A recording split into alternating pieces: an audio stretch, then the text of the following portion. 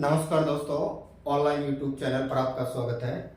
दोस्तों, आज हम मेवाड़ का इतिहास से राजस्थान का इतिहास स्टार्ट करते हैं और सबसे पहले हम मेवाड़ का इतिहास पढ़ेंगे। मेवाड़ के अंतर्गत जो वंश है, इस वंश को नाम दिया जाता है गुहिल वंश। इसी गुहिल वंश को सिसोदिया वंश के तौर पर भी जाना जाता है। तो याद रखिएगा, मेवाड़ का वंश कौन सा है? गुहिल वंश है। और गुहिल वंश का ही एक रूप क्या है? सिसोदिया है। बात करें दोस्तों, मेवाड़ का प्राचीन नाम जो मिलता है वो मिलता है सिवी। क्यों? क्योंकि यहाँ के उत्खनन से जो प्राचीन जो सिवी जनपद है, इस सिवी जनपद के उदयपुर के आसपास से क्या मिले हैं? सिक्के मिले हैं। जैसे मत्स्य जनपद था, मत्स्य जनपद की राजधानी जो थी वो विराटनगर थी और मत्स्य जनपद का संबंध भी राजस्थान से था। उसी तरह उदयपुर के आसपास सिवी जनपद था और सिवी जनपद के सिक्के मिले हैं। माना जाता है इसी सिवी जनपद की राजधानी थी मध्यमिका। सिवी जनपद की राजधानी का नाम क्या था? मध्यमिका था। इसी मध्यमिका का नाम आगे चलकर नगरी पड़ा और नगरी को वर्तमान में हम लोग चित्तौड़ के नाम से जानते हैं। तो याद रखिएगा, नगरी वर्तमान में चित्तौड़ कहलाता है। नगरी मध्यमिका को कहा। मध्यमिका सिवी जनपद की राजधानी थी। दोस्तों, माना जाता है कि सिकंदर के आक्रमण के कारण जो पंजाब का जो झेलम नदी के आसपास का क्षेत्र है, वहां से बहुत सारी जातियां सिकंदर के आक्रमण के कारण भगी थी। उनमें बताते हैं कि सिवी जाति के लोग भी थे। ये उदयपुर के आसपास आकर के बस गए और यहाँ इन्होंने अपना जनपद बनाया।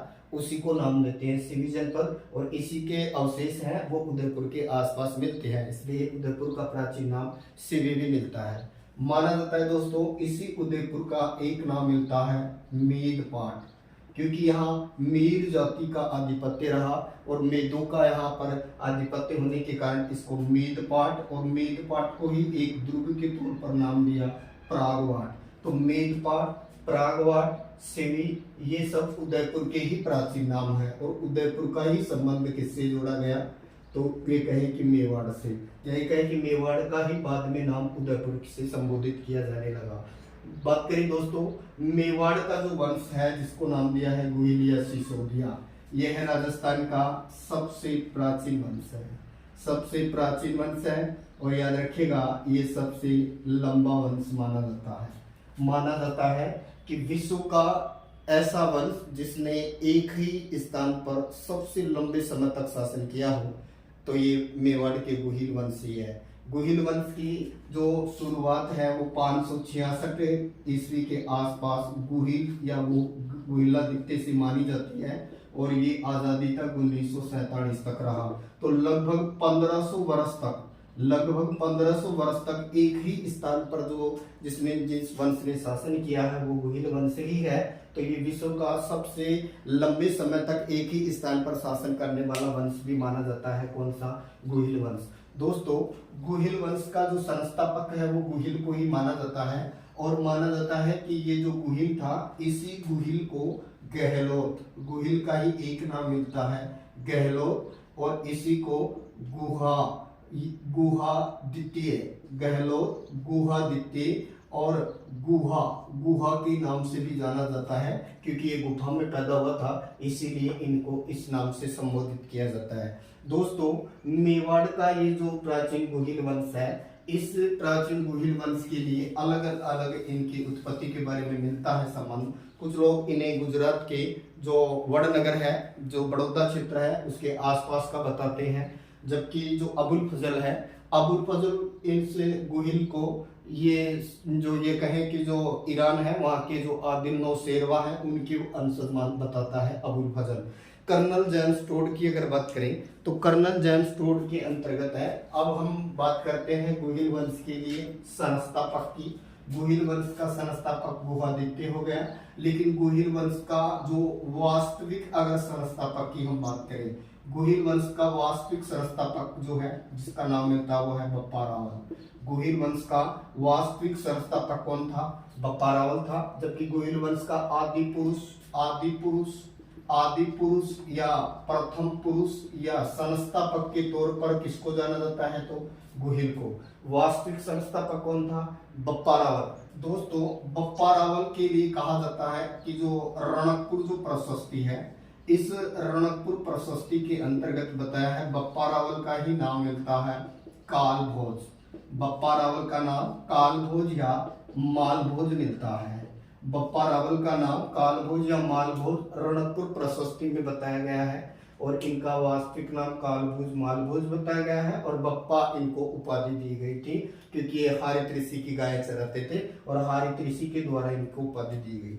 दोस्तों बप्पा रावल के बारे में बहुत सारी ऐसी किंवदंतियां हैं जिनके बारे में विश्वास करना है वो बड़ा दुर्भर हो जाता है। जैसे कहा जाता है कि बप्पा रावल 16 हाथ का दुपट्टा पहनता था। 16 हाथ का बप्पा रावल का दुपट्टा था। और बात करें 35 हाथ की धोती पहनता था ये बप्पा रावल। कहते हैं 32 मण यानी 32 गुणा 40 बराबर 1280 केजी यानी 32 मण की इनकी खड़ग थी, खड़ग तलवार थी जिससे ये लड़ते थे। कहते हैं कि 4 बकरों का ये रोज भोजन करते थे और एक ही झटके में 2 भैंसों की माता की यहाँ बलि देते थे। 2 भैंसों की बलि एक ही झटके में देता था बप्पा रावल। 4 बकरों का भोजन रोज करता था बप्पा रावल। 32 मण की खड़ग तलवार से लड़ाई करता था। 35 हाथ की धोती पहनता था और 16 हाथ का इसका दुपट्टा था बप्पा रावल का। देखिए अगर ऐसा व्यक्ति अगर मान लीजिए लड़ने आता है तो उसके सामने कोई लड़ाई नहीं करेगा। इसीलिए कहा जाता है कि 400 वर्ष तक अरब आक्रमणकारियों की हिम्मत नहीं हुई कि वो भारत पर आक्रमण करें। तो बप्पा रावल के बारे में बहुत सारी और किंवदंतियां मिलती हैं। कहा जाता है बप्पा रावल पहला व्यक्ति था जिन्होंने मेवाड़ में ये सिक्के चलाए थे सोने के। बप्पा रावल ने नागदा को अपनी राजधानी, बप्पा रावल की समाधि भी नागदा है। दोस्तों ये कहें कि जो मेवाड़ का जो ध्वज है इस ध्वज के अंतर्गत है एकता तू भील जो पूंजा का चित्र मिलता है। भूल सरदार या भील राजा पूंजा का चित्र मिलता है। दूसरी तरफ है वो मेवाड़ी जो राजा या शासक के बारे में उल्लेख मिलता है। मेवाड़ के शासक अपने आप को एकलिंग जी का दीवान मानते थे। एकलिंग जी का दीवान मानते थे, शासक नहीं मानते थे, याद रखिएगा। और जब भी ये राजधानी छोड़ते थे तो एकलिंग जी से आशीर्वाद लेते थे। इस घटना को आशंका लेना कहा गया। आशंका लेना क्या है? तो मेवाड़ के शासक जब राजधानी छोड़ा करते थे तो एकलिंग जी से आशीर्वाद लेते थे, जिनका मंदिर उदयपुर में कैलाशपुरी नामक स्थान पर बना हुआ है। मंदिर का निर्माता बप्पा रावल ही था। जहाँ माघ त्रयोदशी को यहाँ पर मेला लगता है। तो ये जो घटना है कि यहाँ आशीर्वाद लेना, ये आशंका लेना कहलाता है। दोस्तों मेवाड़ का जो ये कहें कि इन्हें जो शासक है इन्हें हिंदुआ सूरज के तौर पर जाना जाता है। ये ज्यादातर लंबे समय तक किसी के गुलाम नहीं हुए। मेवाड़ के राजा महाराजाओं का जो राज तिलक जो करते थे वो उंदरी गांव का भील सरदार किया करता था। उंदरी गांव ये उदयपुर के आसपास कोई गांव है, उसका भील सरदार है वो मेवाड़ की महाराणाओं का राज तिलक किया करता था। जैसे जयपुर के आमेर के कछुओं का राज तिलक जो है ये आमेर का मीणा सरदार करता था कछुओं का राज तिलक, उसी तरह से उंदरी गांव का भील सरदार जो था ये मेवाड़ की महाराणाओं का राज तिलक किया करता था। दोस्तों हम मेवाड़ के इतिहास के बारे में अब विस्तृत चर्चा करते हैं। तो सबसे पहले हम यहाँ के जो फेमस जो प्रारंभिक जो शासक हैं जिनके बारे में किंवदंतियां या लोकोक्तियां मिलती हैं उनके बारे में हम यहाँ विस्तृत अध्ययन करेंगे। तो सबसे पहले उल्लेख मिलता है शिलादित्य के बारे में। दोस्तों माना जाता है कि मौर्यों के शासन के अंत के बाद में मौर्यों के ही ये सामंत थे और मौर्यों के सामंतों में ही इसके लिए ये जाने जाते हैं। तो सबसे पहले उल्लेख मिलता है शिलादित्य का।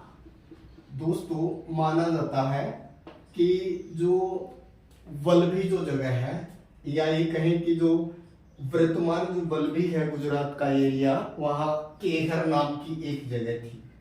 केहर, इस केहर नामक जगह के ऊपर बताया जाता है कि यहाँ देवादित्य नाम का एक ब्राह्मण रहा करता था। देवादित्य नाम का एक ब्राह्मण रहता था यहाँ केहर नामक जगह, जो कि गुजरात में वल्लभी के पास थी। वल्लभी के पास ये जगह पड़ती है, गुजरात वर्तमान वल्लभी कहाँ है? गुजरात में। यहाँ एक ब्राह्मण रहता था देवादित्य।